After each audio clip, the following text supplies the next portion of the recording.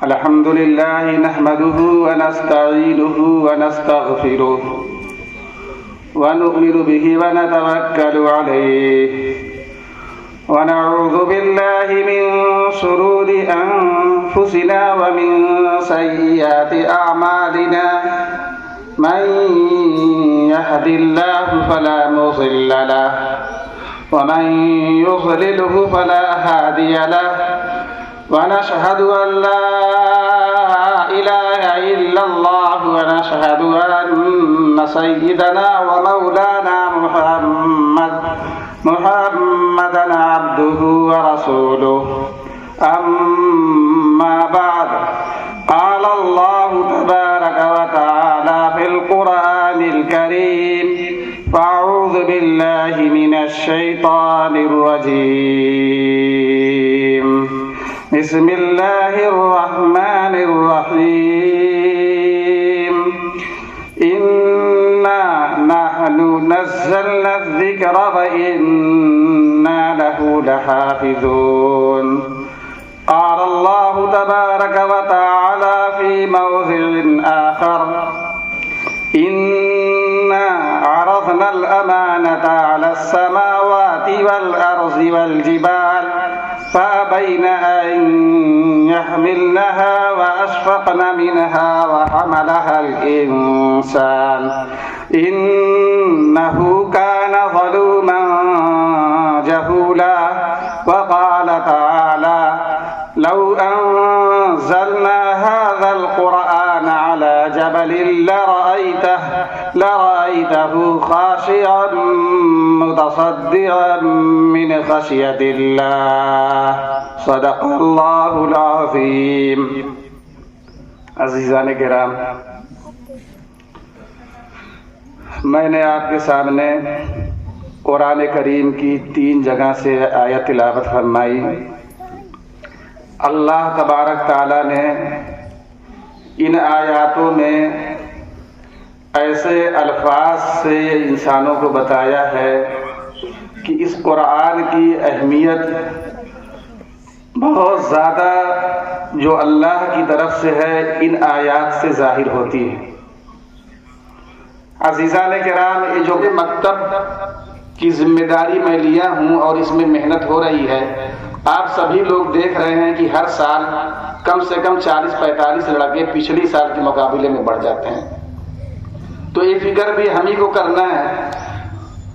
تو عزیزان کرام، بہرحال میں نے آپ کے سامنے جو قرآن کریم کی آیت تلاوت فرمائی، اس میں اللہ تبارک تعالیٰ نے فرمایا کہ جو 1400 سال پہلے ہم نے قرآن کریم کو نازل فرمایا ہے،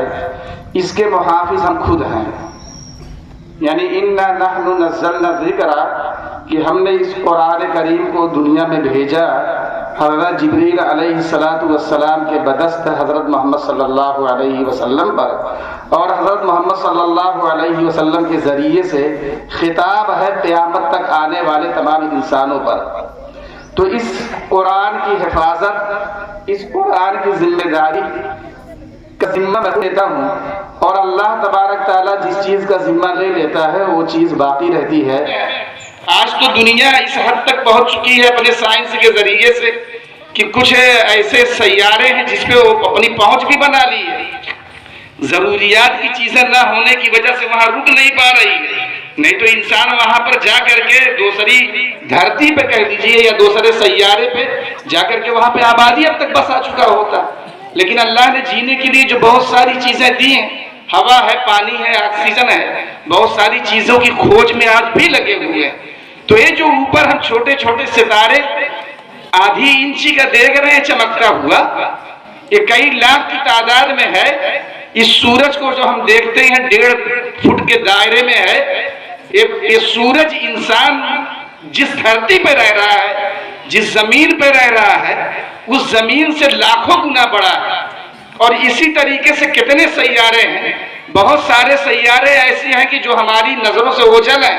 اسے ہم دیکھ نہیں پا رہے ہیں، اس کے اوپر آسمان ہے، اور اللہ کہہ رہا ہے کہ 7 آسمان ہے، کس طریقے سے ہے وہ ہم نہیں جانتے، اس کی تفصیل ہمارے پاس نہیں ہے۔ تو اللہ نے کہا کہ اس آسمان نے اس ذمہ داری کو اٹھانے سے انکار کر دیا،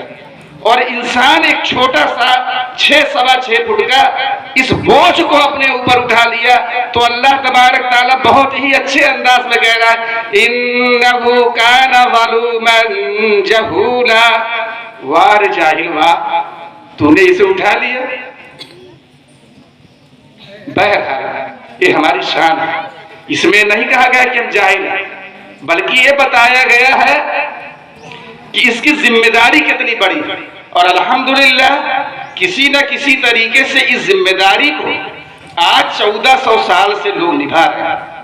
ہمیں دکھے یا نہ دکھے، چونکہ ہم اس ذمہ داری سے کچھ لوگ یا ہم کہہ لیجئے اتنا دور ہے کہ ہمیں دکھ نہیں رہا ہے، ورنہ عزیزان کرام 1400 سال سے اس ذمہ داری کو لوگ اٹھائے ہوئے ہیں، اپنی پوری زندگی کو اسی میں وقف کر دیے۔ یہ جو ہم عالم علماء کو دیکھتے ہیں، ہم بڑی آسانی سے بہت سارے لوگ ہیں عالم علماء کی یعنی اس انداز میں وہ بات کرتے ہیں کہ ان کی اہانت ہو جاتی ہے، ان کی توہین ہو جاتی ہے۔ کیا آپ جانتے ہیں کہ ان کی کتنی بڑی قربانی ہے؟ وہ درجہ پنجم تک جب 5 تک پرائمری وہ پڑھتے ہیں تو اس میں 7 سال لگتا ہے، 2 سال نرسری میں الف با میں جو لگتا ہے 7 سال وہ پڑھتے ہیں، 7 سال کے بعد کم سے کم 4 سال سے 5 سال تک میں حفظ پڑھتے ہیں، 12 سال لگ جاتا ہے، 12 سال کے بعد عالمیت کرنے میں اور فضیلت کرنے میں 8 سال لگتا ہے، تو 20 سال لگ جاتا ہے۔ پھر جو لوگ اس میں تخصص کرتے ہیں فقہ کے اندر جسے مفتی کہا جاتا ہے، جو پی ایچ ڈی کرتے ہیں مسئلے مسائل کے اوپر، اس میں کہیں کہیں پہ 2 سال لگتا ہے، کہیں پہ 1 سال لگتا ہے، کہیں پہ 3 سال لگتا ہے، تو 22-23 سال تک عزیزان کرام اسی جد و جہد میں وہ لگا رہتا ہے کہ ہم اس قرآن کریم کی ذمہ داری کو نبھا سکیں، بس یہی ایک مقصد ہوتا ہے، بس ایک مقصد، یعنی 5 سال کی عمر میں وہ مدرسے میں آتا ہے اور 22 سال تک ریگولر دنوں رات 24 گھنٹے میں اگر وہ 8 گھنٹہ سوتا ہے اور 2 گھنٹہ اپنی ضروریات میں لگاتا ہے کھانے پینے میں، یعنی 10 گھنٹہ کے بعد وہ 14 گھنٹہ عزیزان کرام وہ اسی میں لگا رہتا ہے، اور اس کام کو ریگولر استمرار کے ساتھ مستقل مزاجی کے ساتھ 22 سال تک وہ کرتا ہے، تب جا کر کے وہ حافظ، عالم، قاری اور مفتی بن پاتا ہے، اور اس کا مقصد صرف اور صرف یہ ہوتا ہے کہ ہم اس قرآن کریم کی ذمہ داری کو اللہ تبارک تعالیٰ جس طریقے سے چاہ رہا ہے ہم اس ذمہ داری کو نبھا سکیں۔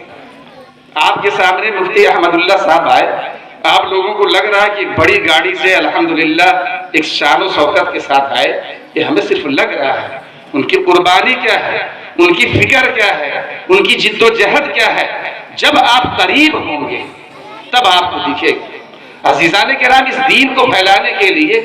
اس دین کی جد و جہد کے لیے جو اپنے علم کو حاصل کیا ہے، اس کے لیے وہ دوڑتے دھوپتے ہیں، یعنی کہہ لیجئے کہ ہمیں لگتا ہے کہ بہت اچھے میں جاتے ہیں، لیکن وہ اپنے اوپر ایک اجتہاد کر رہے ہیں۔ ایک دن کسی کے یہاں جب دعوت آتی ہے تو پہلے سے پروگرام بناتا ہے کہ آج لال گنج کی طرف شادی ہے یا کوٹلہ میں شادی ہے، 20 کلومیٹر جانا ہے، کئی دن پہلے سے وہ تیاری کرتا ہے، گرچہ وہ جا کر کے خوش ہوتا ہے، اس کی رشتہ داری میں شادی ہوتی ہے، لیکن اس کے اوپر ایک بوجھ ہوتا ہے، جانے کا ایک بوجھ ہوتا ہے، اس کے لیے وہ تیاری کرتا ہے، اس کے لیے وہ گاڑی کا انتظام کرتا ہے۔ عزیزان کرام، مفتی احمد اللہ صاحب ابھی شام میں دورے سے آئے ہیں، یعنی اس دین کو پھیلانے کے لیے وہ 2-3 دن بہار اور گورکھپور ہوتے ہوئے آئے ہیں،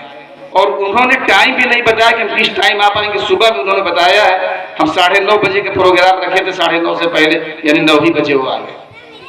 اور آج ہی ان کا پھر سفر ہے، آج ہی ان کا پھر سفر ہے، یعنی آئے ہیں یہاں پہ انہوں نے وقت دیا ہے صرف اس دین کی خاطر، اور یہاں سے گئے ہیں بیت العلوم پہ 27 تاریخ کو جلسہ ہونے والا ہے، اور 18 تاریخ تک مفتی صاحب دین ہی کی خدمت کے لیے پھر جا رہے ہیں، آج ہی شام میں انہیں جانا ہے، وہاں بیت العلوم پہ جا کر کے اپنی ذمہ داری کو انجام دیں گے، اور اس ذمہ داری کو انجام دینے کے بعد شام ہی میں انہیں نکلنا ہے، شام میں نکلنے کے بعد انہیں مسقط جانا ہے۔ کیا انہیں مسقط جانے کا شوق ہے؟ کیا آپ یہ سمجھ رہے ہیں کہ مفتی صاحب مسقط جا رہے ہیں یعنی عمان جا رہے ہیں تو ان کو بہت اچھا لگ رہا ہے؟ وہ تو ہر ملک دیکھ چکے ہیں، شوق ہوتی تو 2-4 بار جانے کے بعد پوری ہو جاتی ہے۔ بھائی اگر مجھے باہر جانے کا شوق ہی ہوگا تو 2-4 بار میں پورا ہو جائے گا، وہ شوق نہیں، وہ ایک فکر، وہ ایک جد و جہد، وہ ایک قربانی، انہوں نے اس ذمہ داری کو اٹھایا ہے۔ تو عزیزان کرام، جہاں تک ہو سکے جس سے جتنا ہو سکے اس ذمہ داری کو اٹھانا پڑے گا، ورنہ آخرت کے دن میدان حشر جب قائم ہوگا تو عزیزان کرام ہر ایک کو جا کر کے اس کا جواب دینا ہوگا،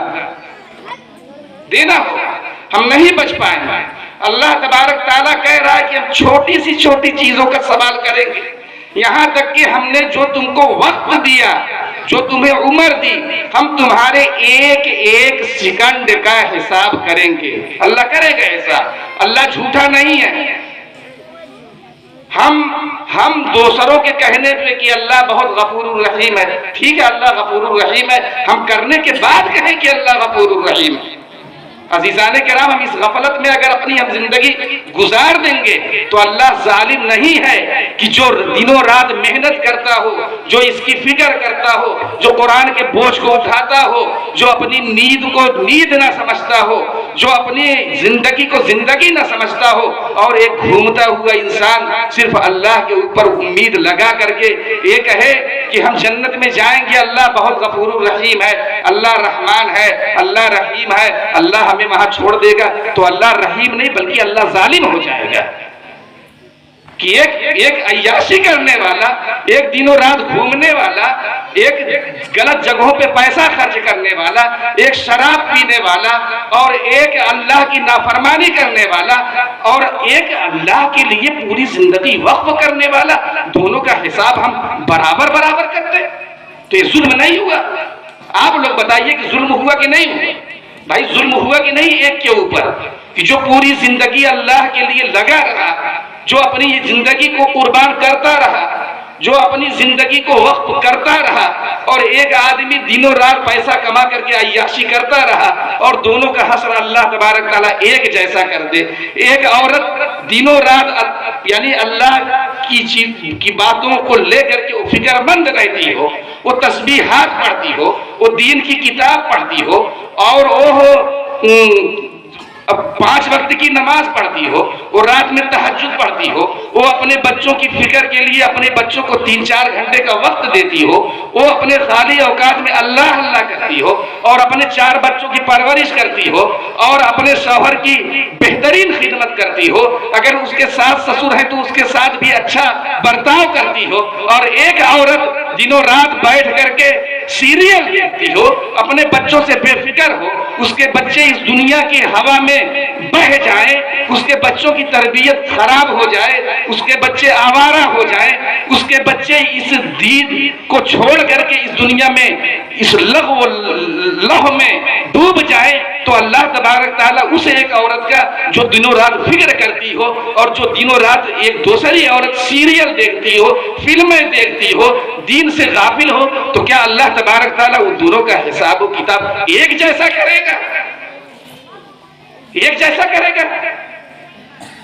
عزیزان کرام، پھر ظلم ہو جائے گا۔ اور اللہ تبارک تعالیٰ قرآن کریم میں 1-2 جگہ نہیں، بہت جگہ فرمایا ہے کہ اللہ ظالم نہیں ہے۔ عزیزان کرام، اس بات کو ہمیں سوچنا ہوگا، اس بات کی ہمیں فکر کرنی ہوگی، اس ذمہ داری کو ہمیں اٹھانا ہوگا۔ اگر اس مکتب کا قیام آپ لوگوں نے اپنی محنت سے یا آپ کے پروجوں نے اسے کیا ہے، پھر اس زمانے میں یہ ذمہ داری صرف اور صرف پیسے سے ادا ہو سکتی ہے۔ مہنگائی بہت زیادہ ہے، پھر آپ کو پیسہ دینا پڑے گا، پیسہ آپ نہیں دیں گے، پیسے کا تعاون نہیں کریں گے تو آپ کچھ بھی کہیں، ذمہ داری آپ سے ادا نہیں ہو پائے گی۔ اللہ کے یہاں آپ کو اس بات کا جواب دینا پڑے گا۔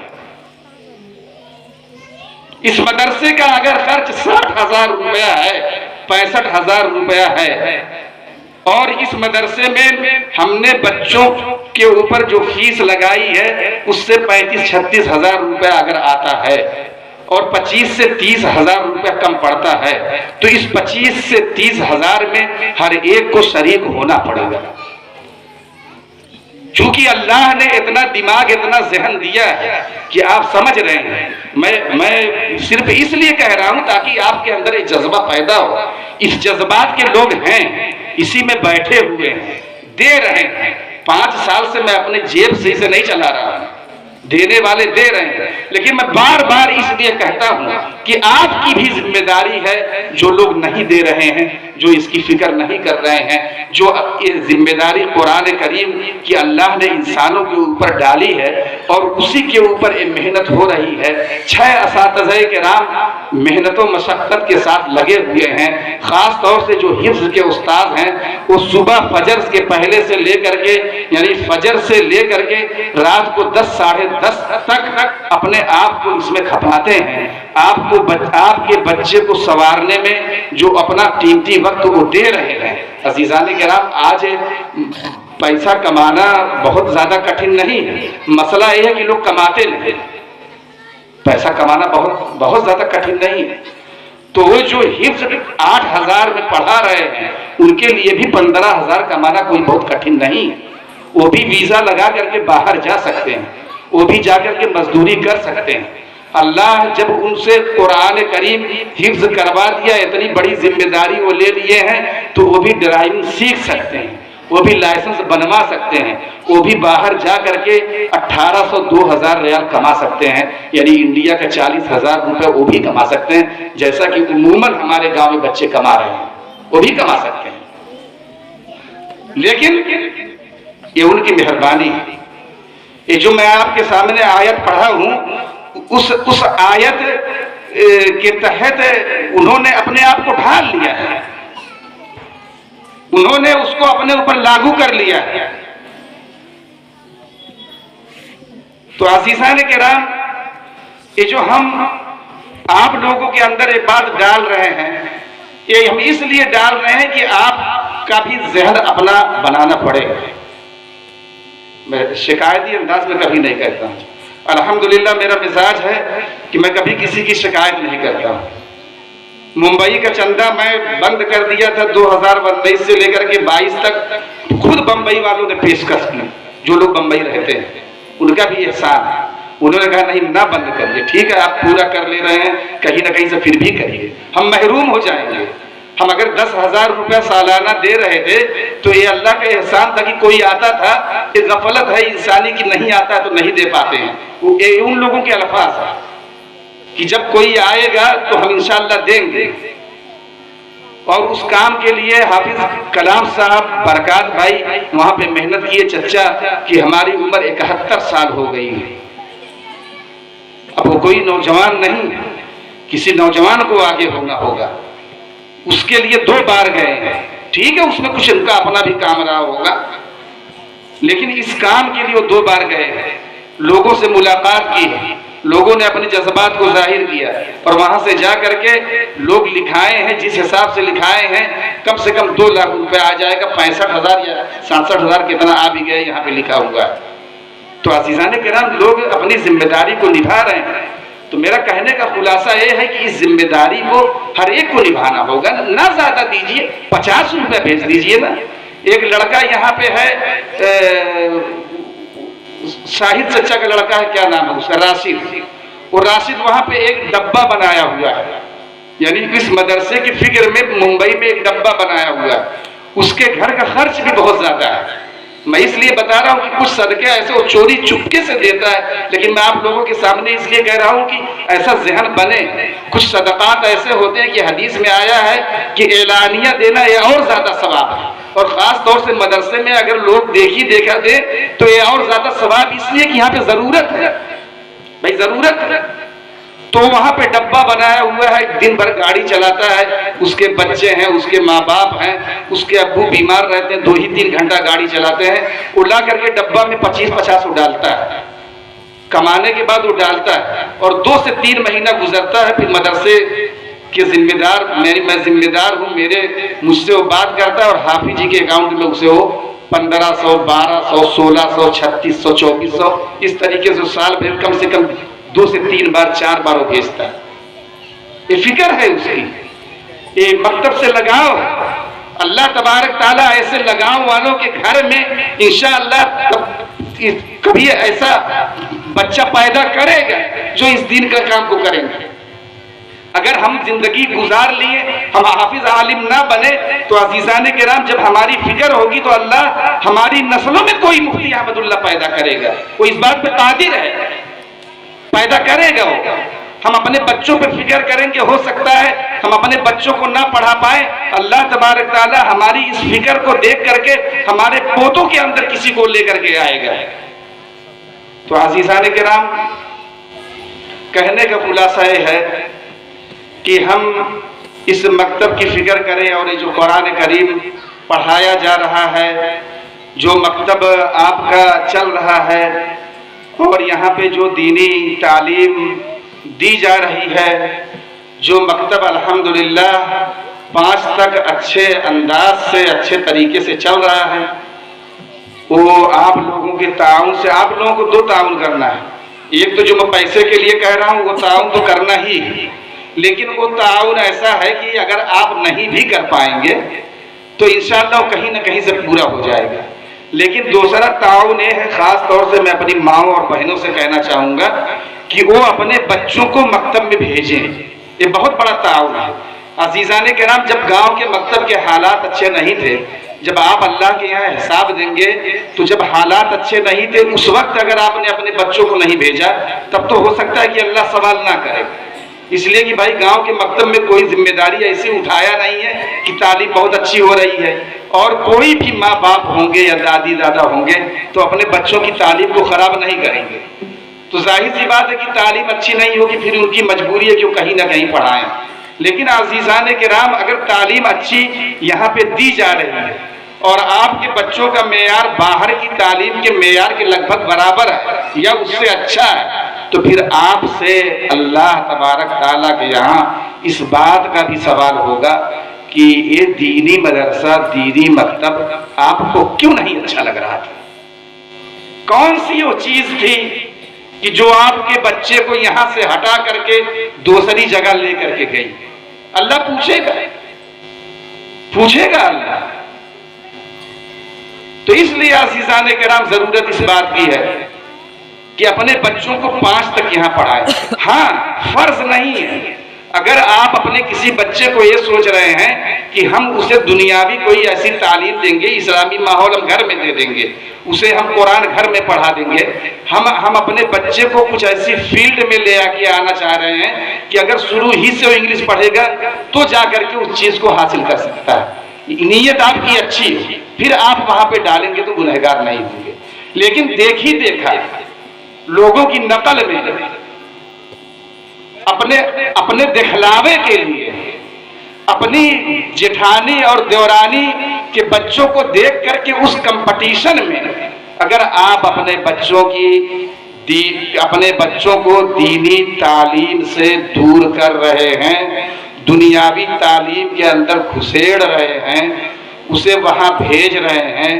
اور آپ کے بچے کے اندر دین نہیں آیا، وہ دین سے دور رہا، تو اس دین سے دور رہنے کی وجہ سے اللہ تبارک تعالیٰ آپ سے قیامت کے دن سوال کرے گا۔ میں اپنی بات نہیں کر رہا ہوں، میں حدیث کی بات کر رہا ہوں کہ اللہ تبارک تعالیٰ کے یہاں جب حشر قائم ہوگا تو رائی سے رعیت کے بارے میں سوال کیا جائے گا۔ رائی سے مراد ذمہ دار، ماں باپ، دادی دادا، یا گھر میں جو لوگ اس بچے کے مالک ہیں، اس رائی سے اس رعیت کے بارے میں جو آپ کی ماتحتی میں ہیں، جو آپ کے بچے ہیں، اس کے بارے میں آپ سے سوال کیا جائے گا۔ تو عزیزان کرام، ہمیں اس بات کی فکر کرنا ہے، اور مفتی صاحب ابھی کہہ رہے تھے کہ ہمیں خاص طور سے دعاؤں کی بہت ضرورت ہے، اور میں ابھی 2 ہفتے پہلے آیا تھا یا 10 دن پہلے آیا تھا تو میں بھی مسجد میں یہی بیان کیا تھا کہ اگر ہمارے پاس کوئی اختیار نہ رہ جائے تو پھر ہمیں جو چیز یعنی ہمارے لیے باقی رہ جاتی وہ دعا رہ جاتی ہے۔ اگر ہم اس بات پہ قادر نہیں ہیں کہ ہم دنیا کو اس کے ظلم سے، یعنی جو ظلم کسی پہ کیا جا رہا ہے، مظلوم کے اوپر جو ظلم ہو رہا ہے، ظالم کو ہم روک پائیں۔ اگر ہم اس بات پہ قادر نہیں ہیں تو اس بات کا تو سوال قیامت کے دن نہیں ہوگا، لیکن اگر ہم اس کے لیے دعا نہیں کریں گے تو اس بارے میں سوال ہوگا کہ کیا جو اختیار دعا کرنے کا آپ کو تھا، آپ نے اس ذمہ داری کو ادا کیا؟ یہ سوال ہوگا۔ فلسطین ایک ملک ہے، 1948 میں اسرائیل نے اسے قبضہ کر لیا، اور اس کے اوپر اتنا بڑے لوگوں کا ہاتھ تھا کہ اسے بٹوارا کر کے فلسطین کے حصے سے اسے زمین مل گئی، اور انہوں نے فلسطین کو جو جگہ دیا وہ ایسا اس کی شکل میں، یعنی اس طریقے سے چوڑا ہو کہ پٹی بنا کر کے سمندر کے کنارے 125 کلومیٹر تک 40 کلومیٹر چوڑا بنا دیا۔ ان لوگوں کے ذہن میں پہلے تھا کہ ہم انہیں پیڑت کریں گے، ہم انہیں پریشان کریں گے، ہم انہیں دکھ پہنچائیں گے، ہم ان کے اوپر جبر کریں گے، ہم یہ جو فلسطین کو دنیا مل کر کے جگہ دے رہی ہے اس کو بھی ہم قبضہ کریں گے۔ اور 1948 سے لے کر کے اب تک کئی جنگ ہو چکی، اس جنگ کے نتیجے میں اسرائیل کے اوپر لوگوں کی اتنا مدد ہے، اتنے لوگوں کا ہاتھ ہے کہ اس نے فلسطین کے اس بہت سارے حصے کو بعد میں قبضہ کر لیا، اور جو اس کی شکل میں تھا تو اسے دو ٹکڑوں میں، یعنی بیچ میں قبضہ کر کے غزہ، یعنی پٹی کہتے ہیں پتلی چیز کو، تو غزہ کو پٹی بھی کہا جاتا ہے، تو غزہ جو شہر تھا اسے سمندر کے کنارے تھوڑا سا دے دیا، بیچ میں پورا اسرائیل ہو گیا، ادھر اسرائیل ہو گیا، ادھر اسرائیل ہو گیا، اور ایک طرف ویسٹ بینک کے نام سے دے دیا۔ اسی میں یروشلم آتا ہے جہاں پہ بیت المقدس ہے، جو مسلمانوں کی مقدس جگہ ہے، جو مسلمانوں کا، جس پر مسلمانوں کا حق ہے، جس پہ مسلمان قابض ہیں۔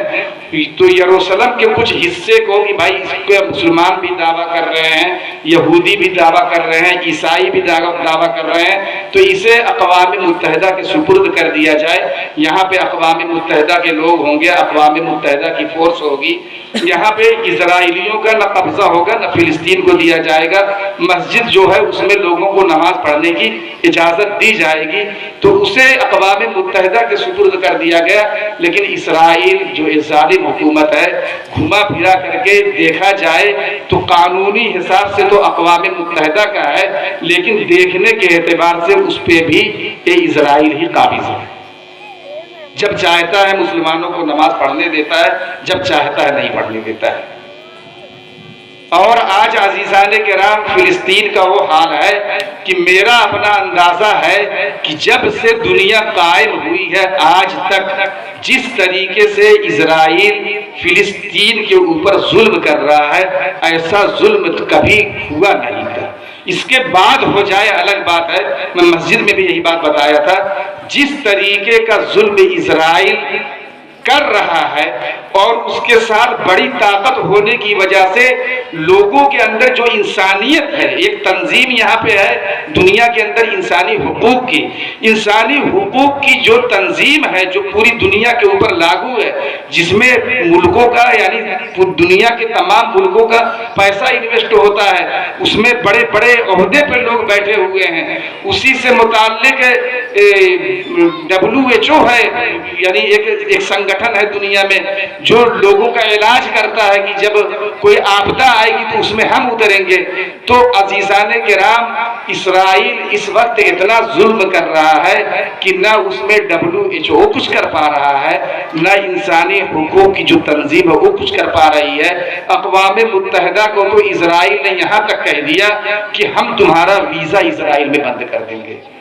اور حال وہاں پہ وہ ہے کہ 40 کلومیٹر کی جو پٹی ہے 125 کلومیٹر تک یا 250 کلومیٹر تک، یعنی یہاں سے لکھنؤ تک 40 کلومیٹر کی پٹی، یہ سرائے میر والا جو راستہ ہے دلباسا تک کہہ لیجئے، یعنی اتنی چوڑی پٹی لکھنؤ تک گئی ہے، اور وہ دنیا کی سب سے گھنی آبادی ہے۔ جیسے ممبئی میں آپ دیکھ رہے ہیں بہت گھنی آبادی ہے، اس طریقے سے فلسطین میں بہت گھنی آبادی ہے. اس گھنی آبادی کے اندر اسرائیل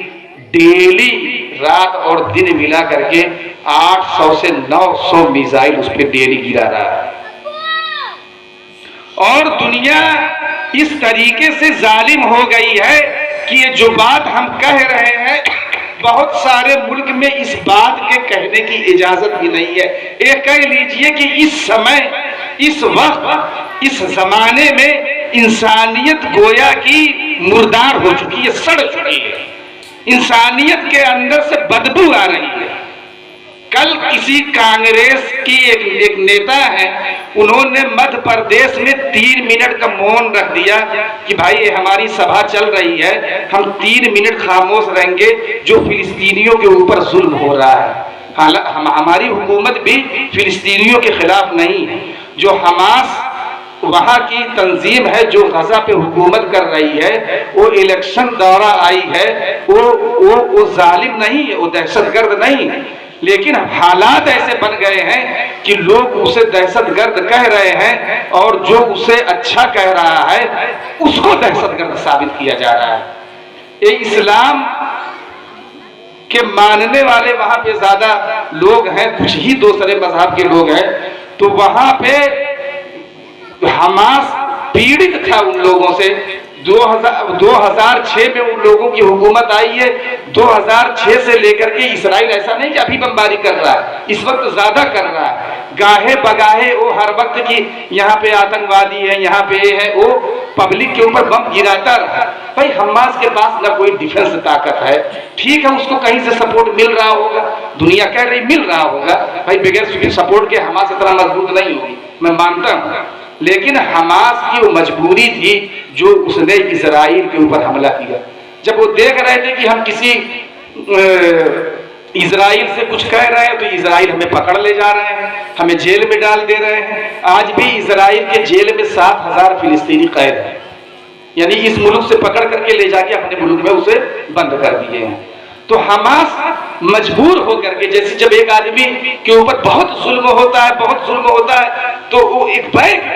کہہ لیجیے کہ وہ حملہ کرنا چاہتا ہے کہ ہم کچھ ہے نقصان پہنچا دیں. بیٹھ جو بیٹا، بیٹھ. تو عزیزان کرام، حماس نے 7 تاریخ کو اس طریقے کا حملہ کیا. حالانکہ وہ جو حملہ کیا ہے دنیا کہہ رہی ہے کہ پبلک پہ کیا، اس پہ کیا، اس پہ کیا. اس پہ نہیں کیا. وہ حملہ جو کیا ہے وہ فوج ہی پہ کیا ہے. بارڈر پہ جو فوج تھی انہیں مارا. ایک جگہ کوئی ان کا فوجی اڈا تھا، وہاں سے لوگوں کو بندھک بنایا.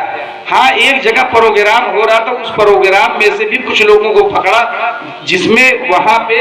عام سویلین تھے، اور ان کو پکڑنے کا صرف مقصد یہی تھا کہ جو ہمارے 7000 لوگ ہیں ہم ان کو پکڑیں گے 200-400 کو تو 7000 کو چھوڑوائیں گے. اور ایسا کئی بار کر بھی چکا ہے اور لوگوں نے چھوڑا اسرائیل نے. تو وہ جو کیا اپنی مجبوری میں کیا. اگر پھر بھی غلط کیا، اگر دنیا مانتی کہ پھر بھی غلط کیا، تو عزیزان کرام کیا اسرائیل کو حق ہے کہ یہاں پہ جلسہ ہو رہا ہے، ہم دین کی بات کر رہے ہیں، ہم کوئی جہاد کی بات نہیں کر رہے ہیں، ہم کوئی حماس کی بات نہیں کر رہے ہیں، تو کیا اس کو حق ہے کہ یہاں پہ ہم تو بمباری کر دیں؟ وہ پھول پور کے سرکاری ہاسپٹل پہ آ کے بمباری کر دیں، وہ طاہر والے ہاسپٹل پہ آ کے بمباری کر دے، وہ ہمارا جو یہاں کا اسکول چل رہا ہے اس پہ بمباری کر دے، وہ بس اڈے پہ جا کے بمباری کر دے. کیا اس کو حق ہے؟ 9000 سے زیادہ تقریباً 10,000 نہتے سویلین جسے کہتے ہیں کہ گاؤں کے رہنے والے، شہر کے رہنے والے، ہندی میں عام ناگرک جسے کہا جاتا ہے، عام ناگرکوں کو اسرائیل 10,000 لوگوں کو مار چکا ہے. 15,000 لوگ بری طریقے سے گھائل ہیں. تو عزیزان کرام ہم کیا کر سکتے ہیں؟ ہم کچھ نہیں کر سکتے ہیں. تو اگر ہم کچھ نہیں کر سکتے ہیں تو ہم دعا کر سکتے ہیں. تو آپ لوگوں کو ان کے لیے دعا کرنا ہوگا، ان کے لیے صلاۃ الحاجت پڑھنی پڑے گی، ان کو نماز کے بعد انہیں دعاؤں میں یاد کیا جائے گا. اللہ تبارک تعالیٰ کوئی راستہ سکون شانتی کا یا جنگ بندی کا نکال دے، اس کے لیے بھی دعا کرنا پڑے گا. تو جو چیز ہمارے پاس باقی رہ جاتی ہے وہ ہے دعا. تو وہ دعا عورتوں کو بھی کرنا ہے. عورتیں تو بیچاری دنیا سے اتنا غافل ہیں، وہ کچھ نہیں جانتی ہیں کہ کیسا فلسطین ہے، کیسا اسرائیل، ان کو کچھ نہیں معلوم ہے. عموماً آدمی تو باہر اور بیٹھتے ہیں تھوڑا تھوڑا جانتے ہیں، عورتیں کچھ نہیں جانتی ہیں. ایک ایسی ہیں جو جانتی ہیں، تھوڑا پڑھی لکھی ہیں، تھوڑا سا اس طرح ذہن لگاتی تو جانتی ہیں، لیکن عموماً وہ کچھ نہیں جانتی ہیں. تو بہرحال اگر نہیں بھی جانتی ہیں کوئی بات نہیں ہے، جاننا آپ کی ذمہ داری نہیں ہے، لیکن دعا کرنا آپ کا حق ہے. تو عورتوں سے بھی درخواست ہے کہ وہ تسبیحات پڑھیں، اور مفتی صاحب جو بتائے ہیں لا الہ الا انت سبحانک انی کنت من الظالمین، اس چیز کا زیادہ سے زیادہ ذکر کریں. اور جو عورتیں خالی ہیں وہ عورتیں اس چیز کو زیادہ پڑھیں، جیسا کہ بتایا ہے 1000. ٹھیک ہے، تعداد عزیزان کرام اس لیے بتائی جاتی ہے تاکہ آدمی اپنا ٹارگٹ بنائے تو پورا ہو جائے. ٹھیک ہے، 1000 بتایا ہے، 5 ہی 100 کا معمول بنا لیجئے، 300 بنا لیجئے، 100 بنا لیجئے. تو لا الہ الا انت سبحانک انی کنت من الظالمین، اس چیز یعنی اس آیت کا زیادہ سے زیادہ ورد کیا جائے، اسے پڑھا جائے. اور حسبنا اللہ و نعم الوکیل یہ بھی پڑھا جائے. اور عزیزان کرام اپنا دینی مزاج بنایا جائے، دین کی فکر کی جائے، دین سے جڑا جائے. دینی جلسے میں جب بلایا جائے تو اپنے وقت کو نکال کر کے آیا جائے. جب ہم دین پڑھیں گے نہیں، قرآن کریم کی تلاوت کریں گے نہیں، دینی مجلس میں جائیں گے نہیں، جماعت آئے گی اس میں اپنا نام لکھائیں گے نہیں، کوئی پروگرام ہوگا اس میں ہم حصہ بھی نہیں لیں گے. اگر اس مدرسے میں سال میں 5 پروگرام کر دیا جا رہا ہے تو کیا کوئی ایسی بات بتائی جا رہی ہے جس میں آپ کا کچھ نقصان ہو جائے؟ بھائی دین ہی کی بات تو بتائی جا رہی ہے. کچھ لوگ اس میں ایسے ہیں جو سامنے بیٹھے ہیں الحمدللہ ہر پروگرام میں آتے ہیں، تو خود بتائیں کہ کیا کوئی ایسی چیز بتائی جاتی کہ جس سے آپ کا نقصان ہو جائے؟ فائدہ ہی تو ملتا ہے، آخرت ہی تو سنورتی ہے، فکر ہی تو پیدا ہوتی ہے، دینی جذبات ہی تو ابھر کر کے آتے ہیں، اللہ سے لگاؤ ہی تو پیدا ہوتا ہے. یہی نہ ہوتا ہے یہاں پہ آ کر کے. اور جب یہ چیز یہاں پہ ملتی ہے، مفت میں ملتی ہے، کوئی اس کا ٹکٹ نہیں ہے، کوئی اس کا چارج نہیں ہے،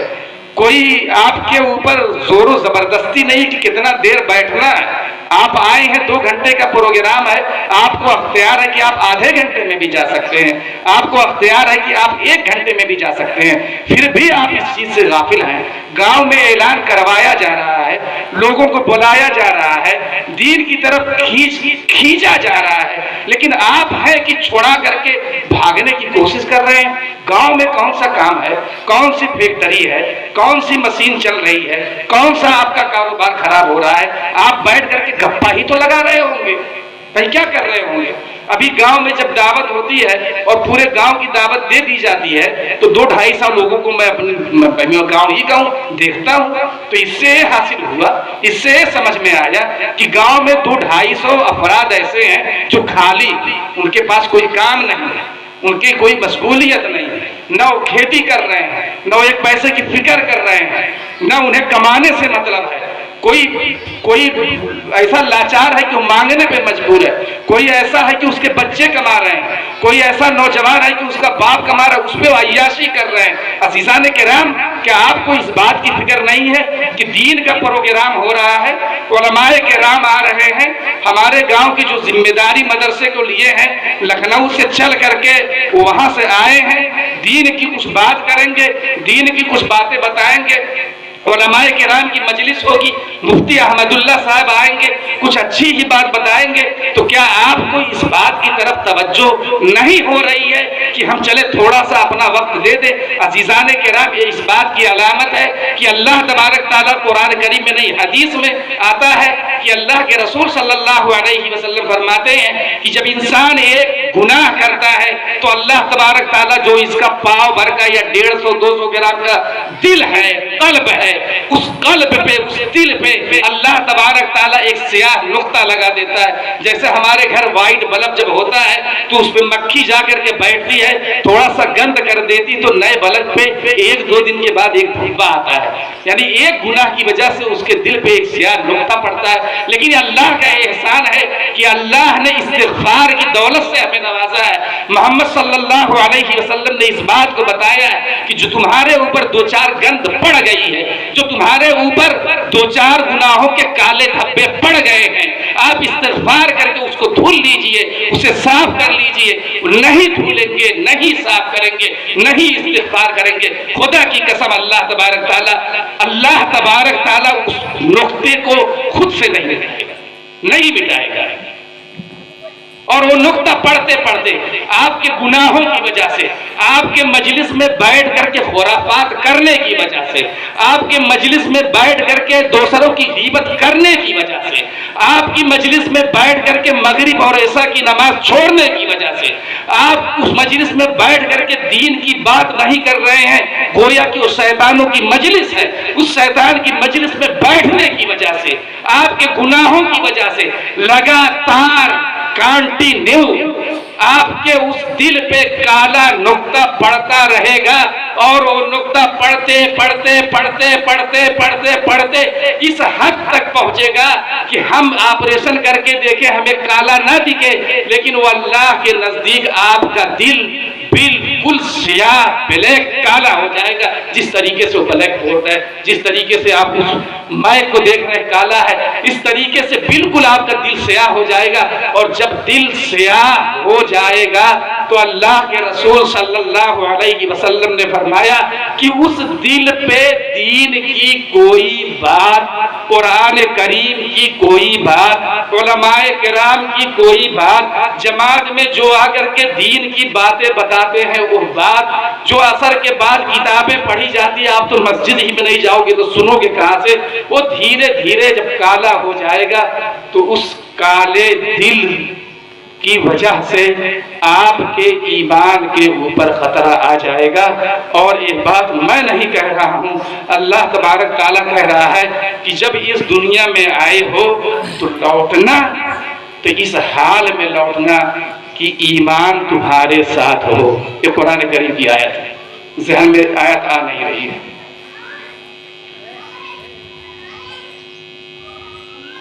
हाँ, ये कुरान करीम की आयत है। अल्लाह तबारक ताला ने कुरान करीम में फरमाया, या अय्युहल्लज़ीना आमनुत्तक़ुल्लाहा हक़्क़ तुक़ातिह, या अय्युहल्लज़ीना आमनुत्तक़ुल्लाहा हक़्क़ तुक़ातिह वला तमूतुन्ना इल्ला व अंतुम मुस्लिमून। आए हो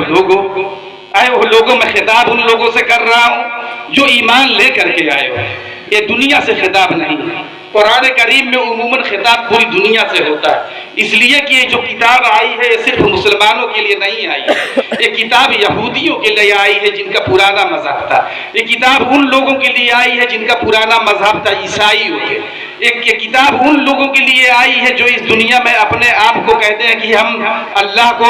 मानते हैं उस तरीके से जैसा कि आप नहीं मानते हैं। यानी वो किसी को अपने माबूद के साथ, अपने अल्लाह के साथ, अपने ईश्वर के साथ किसी को शरीक ठहराते हैं, यानी दूसरे की भी पूजा करते हैं। ये किताब तमाम लोगों के लिए आई है। वहाँ पे या अय्युहन नास कहा गया है, लेकिन यहाँ पे अल्लाह तबारक ताला सिर्फ मुखातब उन लोगों को कर रहा है जो अल्लाह के रसूल सल्लल्लाहु अलैहि वसल्लम के ऊपर ईमान ला चुके थे। वो सहाबाए किराम थे। सहाबाए किराम से कहा जा रहा है, सहाबाए किराम से कहा जा रहा है, या अय्युहल्लज़ीना आमनू, ऐ वो लोगो जो ईमान लेकर के आए हो, इत्तकुल्लाह, अल्लाह से डरो, डरिए अल्लाह से, इस तरीके से डरिए, हक़्क़ तुक़ातिही, जिस तरीके से अल्लाह से डरने का हक है। अल्लाह ने इसमें साफ फरमा दिया कि आपको अल्लाह से डरना भी है और उस तरीके से डरना है जैसा कि अल्लाह से डरने का हक है। अज़ीज़ाने किराम, हर एक इस बात को कह रहा है कि हम अल्लाह से डरते हैं, हम कुरान को मानते हैं, हम हदीस को मानते हैं, लेकिन जब अमल से उस बात का इजहार ना हो, जब वो चीज़ अमल में नहीं आए तो फिर अल्लाह के यहाँ वो काबिल कबूल नहीं है। इसलिए फरमाया कि हक़्क़ तुक़ातिह, और आगे फरमाया वला तमूतुन्ना इल्ला व अंतुम मुस्लिमून। मैंने जिंदगी दी है, मरना है, ہر ایک کا عقیدہ ہے، ہندو ہو، مسلم ہو، کسی دھرتی یعنی دھرتی کے کسی حصے پہ رہتا ہو، اللہ کو نہ مانتا ہو، لیکن ہر ایک کا یقین ہے کہ مرنا ضروری ہے، تو اللہ تبارک تعالیٰ کہہ رہا ہے مرو گے، جانتے ہو 60 میں 65 میں 80 میں 90 میں مرو گے، ضرور مرو گے، اس بات پہ تمہارا یقین بھی ہے، ایمان بھی ہے، لیکن میں کہہ رہا ہوں ہرگز ہرگز نہ مرنا، مگر تم اس حال میں مرنا کہ اسلام تمہارے ساتھ ہو، الا وانتم مسلمون، حالت تمہاری یہ ہو کہ تم اسلام کی حالت میں مرو۔ تو عزیزان کرام، میں جو آیت آپ کے سامنے پڑھا یہ اس بات کو بتا رہی ہے، اللہ اس بات کی طرف اشارہ کھلے الفاظ میں کر رہا ہے کہ دنیا میں ایمان کا مل جانا یہ کافی نہیں ہے، دنیا سے ایمان کو بچا کر کے لے کر کے قبرستان میں جانا یہ ضروری ہے، اور یہ اس وقت حاصل نہیں ہو سکتا جب آپ نے اپنے دل کو کالا کر لیا، اس لیے کہ اللہ کے رسول صلی اللہ علیہ وسلم نے فرمایا کہ جب وہ دل کالا ہو جائے گا تو اس کالے دل کی نحوست کی وجہ سے اس کا اثر یہ ہوگا کہ پھر آپ کے اندر دین کی باتیں جذب ہی نہیں ہوں گی، نہیں ہوگی۔ جیسے ایک سوختہ ہے جسے آپ سوختہ کہتے ہیں، سوختہ میں پانی سکھایا جاتا ہے، اگر اتنا بڑا سوختہ ہے یعنی اتنا بڑا صابن کی بٹی، اتنا بڑا تھوڑا سا موٹا ہو، اتنے بڑے سوختہ میں 150 گرام پانی آ جاتا ہو، اس کے اندر جذب کرنے کی صلاحیت ہے۔ اسی طریقے سے جو ہمارا دل ہے اس کے اندر نیکی جذب کرنے کی صلاحیت ہوتی ہے، اچھے کاموں کی طرف دل خود ہی مائل ہوتا ہے، لیکن ہم اپنی کوتاہی کی وجہ سے، ہم اپنی غفلت کی وجہ سے، ہم دنیاوی کام میں مشغول ہو کر کے اللہ کو بھولنے کی وجہ سے اس سوختے کے جو اندر ذرات ہوتے ہیں یعنی جو جگہ ہوتی ہے تو وہ کسی کڑک چیز سے بھر دی جاتی ہے، یعنی پھر اس کے اندر سوکھنے کی صلاحیت ختم ہو جاتی ہے۔ جیسے اسے سوکھتے میں کوئی ایسا پانی ملا دے کیمیکل والا جو جمنے والا ہو، اور اس کو ایک بار اس میں ڈبو دیں اور پھر نکال دیں، پھر وہ سوکھ جائے، پھر وہ کڑک ہو جائے گا، ہو جائے گا کہ نہیں ہو جائے گا، پھر وہ کڑک ہو جائے گا۔ اور جب تک اس کے اندر کوئی ایسا کیمیکل نہ جائے جو جمنے والا ہے، آپ اس کو سال بھر سکھاتے رہیے تو سوکھتا رہے گا، ہر بار وہ 100 گرام پانی اٹھا لے گا، جب نچوڑیں گے تو 100 گرام پانی نکلے گا، لیکن کوئی جمنے والے کیمیکل اگر اس میں ڈال دیں گے تو پھر اس کی وہ صلاحیت اس کے اندر سے سلب ہو جائے گی، ختم ہو جائے گی، نکل جائے گی۔ تو اس لیے عزیزان کرام، ضرورت اس بات کی ہے کہ دین کی جہاں پہ مجلس لگے وہاں پہ آیا جائے۔ عزیزان کرام، اللہ نے اپنے دین کو پھیلانے کے لیے آسان بنایا، بتایا دین آسان ہے، تو کچھ لوگوں کے ایسے جذبات بنائے کہ جو اس کام کو فری میں کر رہا ہے۔ ورنہ عزیزان کرام، دنیا میں جو باتیں بتائی جاتی ہیں، جو موٹیویشنل اسپیکر رہتے ہیں، جو لوگوں کو اچھی باتیں بزنس کی یعنی دنیاوی باتیں بتاتے ہیں، وہ مفت میں نہیں آتے ہیں۔ ابھی 29 تاریخ کو ہمارے یہاں پروگرام تھا، ہم نے ایک موٹیویشنل اسپیکر کو بلایا تھا، میور گاندھی کو، گجرات سے آئے تھے۔ تو دنیا میں ایسے ایسے تقریر کرنے والے جو دنیا کی بات بتاتے ہیں، جب ان کو بلایا جاتا ہے تو اس کا چارج جو ہوتا ہے 20 لاکھ 50 لاکھ 80 لاکھ 1 کروڑ ہوتا ہے۔ اور جب ہم لوگ اپنے حساب سے مان کے چلیے کہ ہماری کمپنی بہت آگے نہیں گئی ہے، ہم لوگ بلاتے ہیں تو وہ بھی جو موٹیویشنل اسپیکر آتے ہیں ان کا بھی چارج 10 سے 15 لاکھ روپے ہوتا ہے۔ آتے ہیں صرف 2 گھنٹہ بتاتے ہیں، اور 2 گھنٹہ صرف کیا بتاتے ہیں، وہ پورا سی ڈی اور اس میں سب فٹ کر لیتے ہیں، اسکرین پہ آتا رہتا ہے، اسی کو دکھاتے ہیں، اسی کو پڑھتے ہیں اور اسی کو بتاتے ہیں۔ پھر ایک پیرایا آگے جاتے ہیں، یا تو خود وہ ریموٹ لے کر کے اسے بڑھاتے ہیں اسکرین پہ دیکھنے کے لیے، یا کہتے ہیں نیکسٹ، تو جو اس سسٹم کو دیکھنے والا ہے تو اسے آگے بڑھا دیتا ہے، پھر اسپیکر پہ وہ چیز چھپتی ہے، پھر اسی کو بتاتا ہے، پھر اسپیکر پہ وہ چیز چھپتی ہے، پھر اسی کو بتاتا ہے۔ اسی کو بتانے کے لیے 1 گھنٹے کے پروگرام کے لیے ایک چھوٹے موٹے اسپیکر کو جو بلایا جاتا ہے، جو بہت زیادہ مشہور نہ ہو، تو 10 لاکھ 15 لاکھ روپے چارج لیتا ہے۔ یہ تو اللہ کا احسان ہے کہ ہم جیسے اللہ کے بندے یا اللہ والے آ کر کے 1-1 گھنٹہ تقریر کرتے ہیں، 1 پیسہ چارج نہیں ہے۔ بھائی یہ میرے بولنے کا چارج تو ہونا چاہیے نا 1 لاکھ روپے۔ بھائی دنیا کی کوئی بات بتا رہا ہے تو اس کا چارج ہے 10 لاکھ روپیہ۔ میں آپ لوگوں کو اتنی دور سے آ کر کے ایک اچھی بات بتا رہا ہوں، آپ کی زندگی کو سنوارنے والی بات بتا رہا ہوں، ہو سکتا ہے کہ آپ کے دل میں جذب ہو جائے، تو کیا یہ بغیر قیمت کا ہے؟ کیا اس کا کوئی چارج نہیں ہے؟ کیا یہ بات جو میں بتا رہا ہوں یہ بہت اچھے انداز میں نہیں؟ یہ تو اللہ کا احسان ہے کہ چیز آپ کو مفت میں مل رہی ہے۔ हालांकि मोटिवेशनल स्पीकर जब 80-90 लाख में आता है और 500 लोगों को बताता है अपनी बातें, तो 500 थोड़ी सीख लेते हैं, उसमें से 2-1 लोगों के अंदर जज्बा आता है, वो बिजनेस को बढ़ा देते हैं। भाई बिजनेस को बढ़ाने के लिए प्रोग्राम किया जाता है, हम लोग उसी से जुड़े हुए हैं, हम कंपनी चलाते हैं, तो हम हर 3-4 महीने में प्रोग्राम करते हैं, हम प्रोग्राम में 20 लाख रुपए खर्च करते हैं, हम 500 लोगों को बुलाते हैं, यहाँ से 200 लोग गए थे, 2-3 गाड़ी गई थी, 3 बस गए थे, यहाँ से हमने किराया दिया, लोगों को बुलाया, इसलिए कि ताकि लोग बिजनेस करना सीख जाएं, बिजनेस करना सीख जाएं। तो क्या 500 लोग बिजनेस करना सीख जाते हैं? हम इतना बड़ा प्रोग्राम करते हैं तो 2-3 लोग उसमें निकल जाते हैं, उससे मुतासिर होते हैं, हमारी कंपनी का काम बढ़ जाता है। जहां पे हमारा काम हो रहा था एक लिमिट में, महीने का 50 लाख रुपए बिजनेस और बढ़ जाता है अगर 2-3 लोग एक्टिव हो जाते हैं। तो अजीज़ान किराम सेम उसी तरीके से अगर हमारी इन कही हुई बातों से 2-3 लोगों के अंदर असर आ गया तो ये काफी, भले सबके अंदर ना आए। ये अल्लाह का एहसान है इन उम्मतियों के ऊपर कि ये चीज फ्री में मिल रही है, वरना इस तरीके से जो लोग बयान करते हैं उसका चार्ज इस महंगाई के हिसाब से 1,50,000 कम से कम होना चाहिए। लेकिन ये तो अल्लाह का एहसान कि एक प्रोग्राम हो रहा है, मैं चला आया,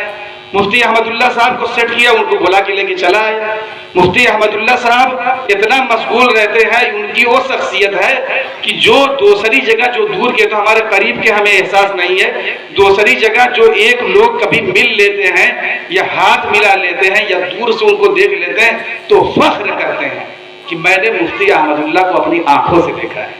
यूट्यूब में नहीं देखा है, मैंने अपनी आंखों से देखा है। वो इस बात पे फख्र करते हैं। अगर हाथ मिला लेते हैं तो अगर आज